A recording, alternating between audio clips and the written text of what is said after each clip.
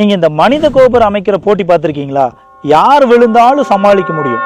ஆனா 4வது தளத்துல நடுவுல இருக்கிற ஒரே ஒருத்தர் விழுந்தாருன்னா முழு கோபுரமும் சரிஞ்சு விழுந்துரும்.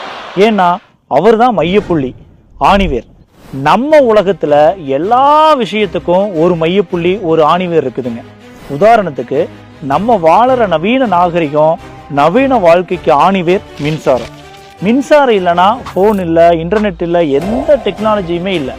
இதே மாதிரி எல்லாத்தையும் விட முக்கியமா நம்ம உயிர் வாழ்வதற்கான ஆணிவேர் மரங்கள். மரங்கள் மட்டும் இல்லைன்னா என்ன ஆகும்னு முக்காவாசி பேருக்கு தெரியலங்க. என்ன ஆகும்னா, முதல்ல ஒரே நாள்ல கார்பன் ஆக்சிஜன் சமநிலை கெட ஆரம்பிச்சிடும்.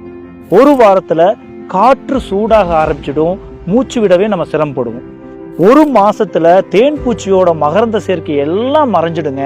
உணவு உற்பத்தி நின்று போயிடும். பறவைகள், தேன் பூச்சிகள், மற்ற உயிரினங்கள் எல்லாமே கொஞ்சம் கொஞ்சமா அப்படியே அழிய ஆரம்பிச்சிடும். 6 மாசத்துல மழை பொழிவு குறைய ஆரம்பிச்சிடும். 1 வருஷத்துல பஞ்சம், நோய் மற்றும் தண்ணீர் பற்றாக்குறை இது எல்லாம் வருங்க. 10 வருஷத்துல ஹைபோக்சியா, பட்டினி, வெப்பத்தாக்கம் இது காரணமா மனிதர்கள் மட்டும் இல்லாம பல உயிரினங்கள் கொத்து கொத்தா இறந்து போயிடுங்க. 50 வருடங்கள்ல பூமி பெரும்பாலான மனிதர்களுக்கு வாழ தகுதியற்றதா மாறிடுங்க. செயற்கை ஆக்சிஜன், செயற்கை சூழல்களுக்குள்ள ஒரு சிறிய கூட்டம் மட்டும்தாங்க உயிர் வாழ முடியும்.